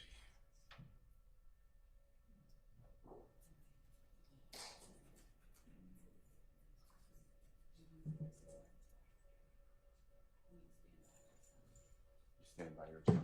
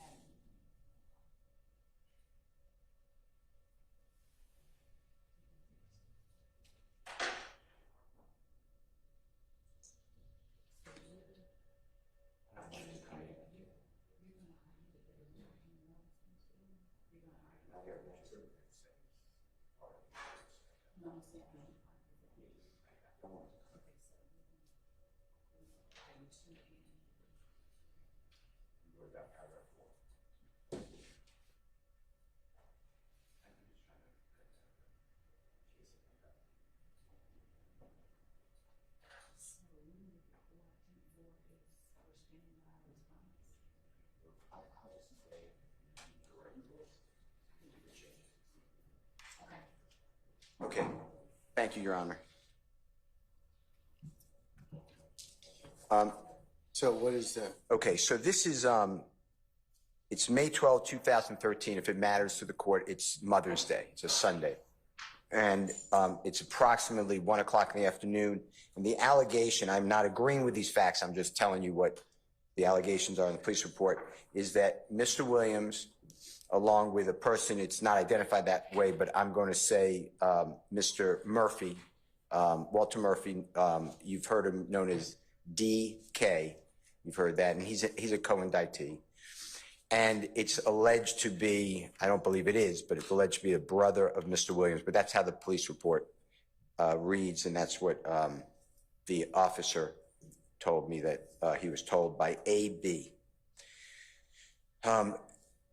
AB says that there's a knock on her door. She's with her young child, infant child, opens the door, recognizes Mr. Williams. Mr. Williams, she says, is friends with her significant other. His name has come up in this trial. You may remember him. His name is currently escaping my mind, but he's known as Ola Playa, Playa. Yes, that's right. Micah Anderson is the name. He's come up earlier, Your Honor, on some of the recordings, music recordings that the state introduced, and we cross-examined. Supposedly, AB turns her back. She's holding her child. She's, I believe, cooking, goes into her apartment.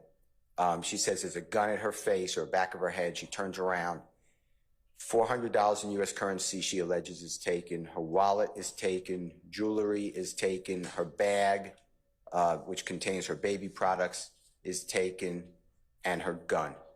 She says that Mr. Murphy, who's known as DK, fires a round, a gunshot, into her wall of her apartment, and the perpetrators leave. She does not do anything that day. Meaning, when I say that, there's no call to the police. She states that upon the next day, her house is it's an apartment. It's a connected apartment. It has bullet holes in it. The house now, and there's bullet holes in the exterior and through the window of her apartment. She states that the next day, so it's going to be that Monday, she walks to the police department and tells the officer what I just told you. That's basically the police report. The officers drive her back to the apartment. She states that a neighbor told her that during the night, the people came back and shot up her apartment. I believe the state will, that's what I was conferring. They wrote a written response that I read. They're conceding that that cannot come into evidence. Who shot up the apartment, because the neighbor's unknown. It was said to the police officer, it's confrontation clause and hearsay. I know you know all that. I believe they're conceding that. If they change their opinion, then they said they'll speak for themselves. But, so I think that's part of my motion in paragraph 4.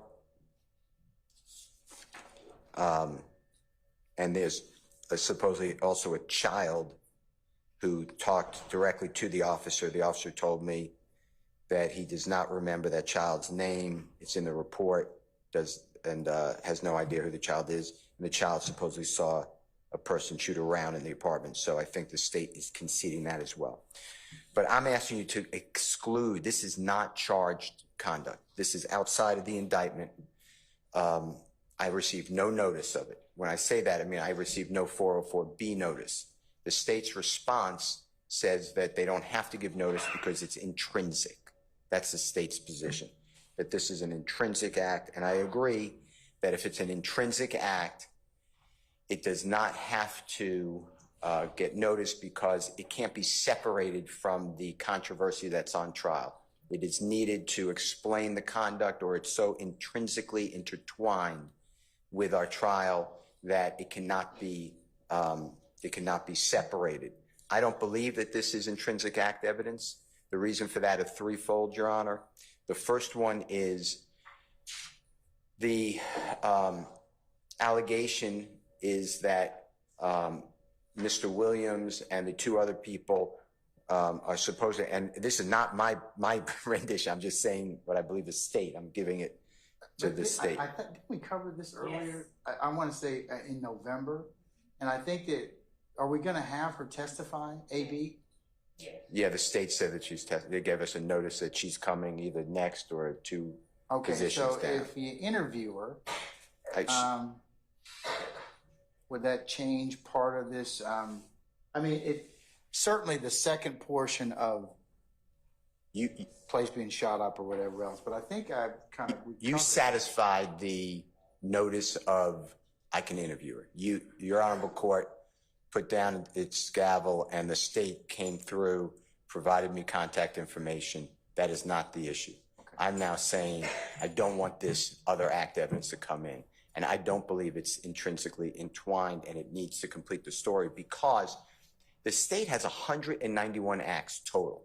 Those all do not involve Mr. Williams, but they have a total of 191 acts. At some point, they don't need more acts. This is under 403 analysis, Your Honor, as well, because the prosecutorial need for this evidence is so small. If they can't prove this case, and I'm referring specifically to the RICO conspiracy count, which is count 1, and that's what they're claiming is part of the intrinsic act that this gang, quote unquote, these YSL members go and they commit robberies, armed robberies. They're introducing, because I'm looking at the transcript from that hearing, Ms. Love tells me they're going to introduce the 404B proffer.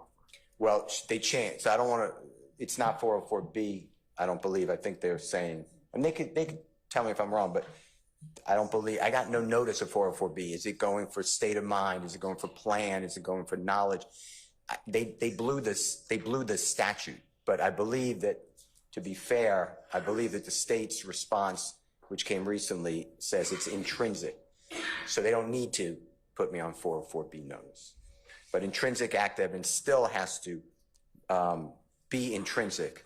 And there is no reason that I could see why we need the fact that an independent supposed armed robbery occurred on May 12th.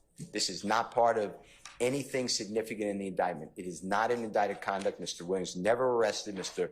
Murphy was never arrested. The supposed brother, who I'm telling the court it's not the brother, but regardless, that's how it's written in a report, was never arrested. The reason for that is this, Your Honor. I think this is important for the court.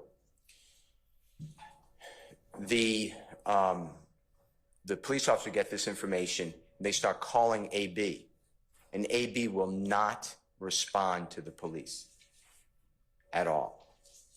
And AB is deemed by police, it's in the report, that she has given false information to law enforcement. Okay, you're going to cross-examine about that, right? They're all coming. Except for what I told you about the child and the neighbor. Okay. AB, the police officer, the crime scene people are coming to court. I have That's part of why I deferred ruling on it. So, okay, so it's still of your opinion that the subsequent shooting up of the apartment and this child's statement by the child, or are you asking to exclude those? Is that correct? Not the subsequent shooting, because that may be part of, why she went to the police, so that may be intrinsically intertwined. But the child statement, the neighbor's statement saying, I saw it happen, I can't cross them, the state's conceding it. It was said directly to the police officer. That was not an ongoing emergency. It was the day before. So, yes, those are out. But I don't want the armed robbery to come in. That's my issue is I don't want AB to be able to testify that she was supposedly the victim on May 12th of 2013 because it's other act evidence. And I am claiming, I know what the state, I hope I articulate, the state has claimed not 404B, but it's intrinsic. I'm saying, how is this intrinsic? Is it part of count 1? No. Is it an element of proof? No. It is. It will be. Which count? Your Honor, it goes to count 1 specifically because this wasn't first of all, it was committed by the defendant Williams and Walter Murphy? And Walter Murphy. 4 months before the evidence that the court is now hearing about with respect to Mr. Dotson, which was also, as we allege, committed by Mr. Williams and Mr. Murphy. And it was during the time that we are alleging the gang itself started. It was the type of crimes that the gang commits. It goes to prove the existence of the enterprise and the gang, the nature of the crimes that they commit, and the members and participants in the enterprise itself. So it is intrinsic for those reasons. Mr. Steele notes in his motion that there was no notice received, but not only was there a written notice of our intent to use it and introduce it, we argued and he corrected some of the. Yeah, because we had a hearing on the issue on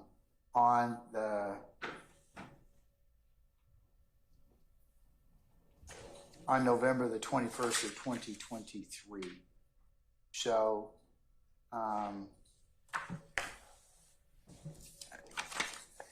yeah, Mr. Steele, I think I'm in a position at this point in time to, now I've heard a little bit more testimony. If assuming the state can lay a predicate, it's probably going to come in. Well, okay. I mean, okay. How many more times does the state of Georgia need to show a relationship? They say 4 months before another act. You know, Mr. Williams not charged in overt act 5, 6, or 7, which is what they just referred to in September 11th, 2003. He's not even charged with that. That's other act conduct.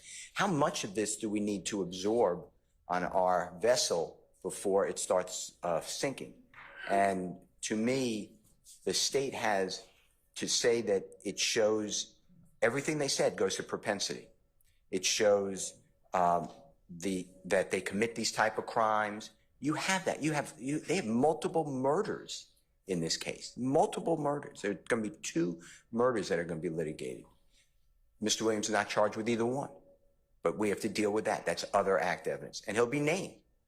He'll be named in both of them. We're going to be active participants, even though he's not charged. Then you have the incident that we're doing with the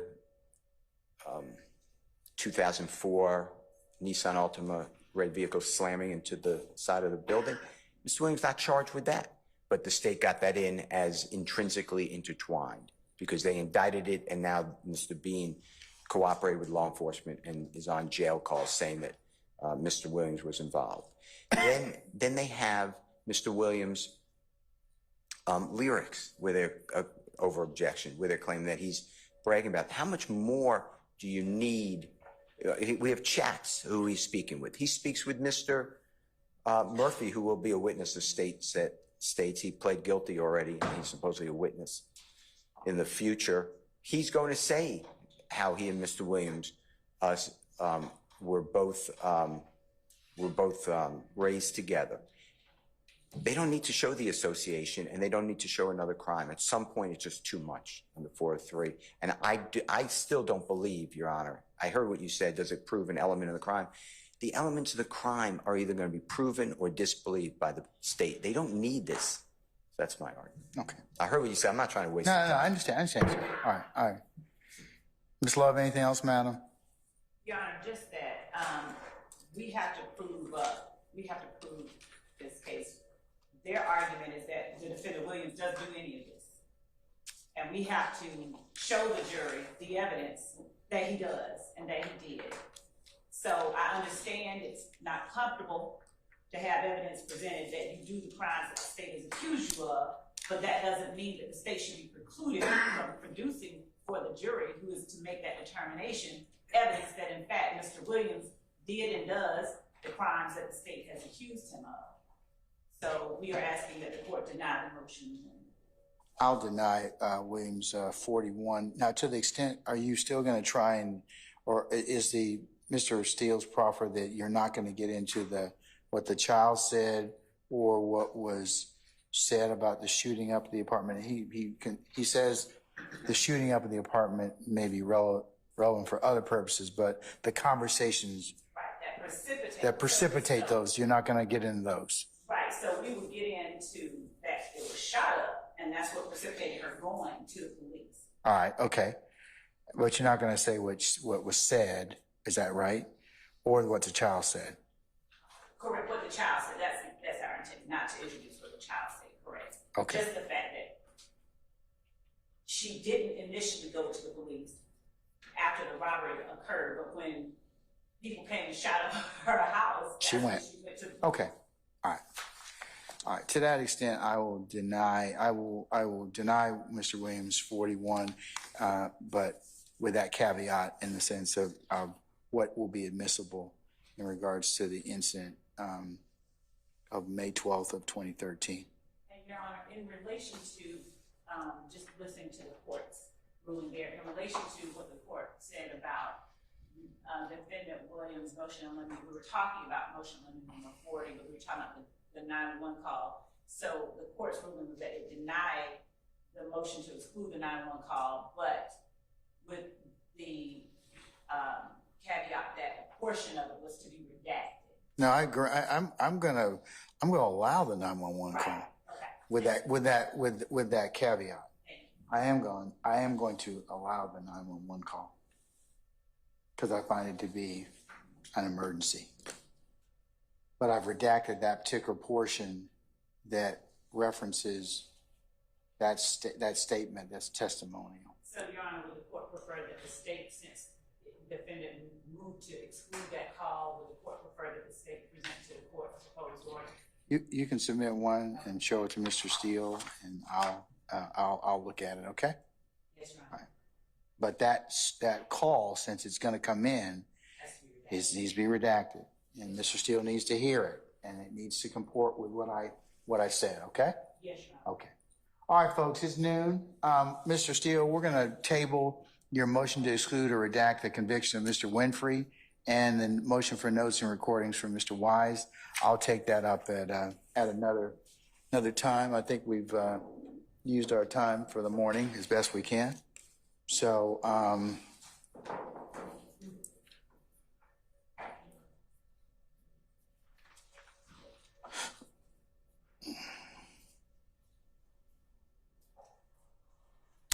right, so folks,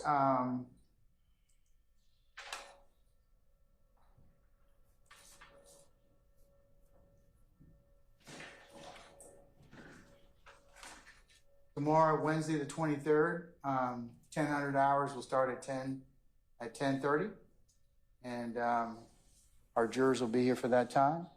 Anything else I need to be made aware of, or ministerial in nature?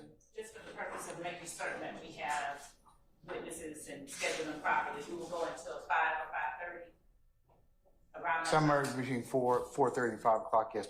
Okay. Yes, ma'am. Thank you. We'll probably end closer to 4 is what I'm thinking. Okay. Okay? All right. All right. Folks, then we'll be in recess until tomorrow, okay? All right. Thank you for your patience. We're in recess.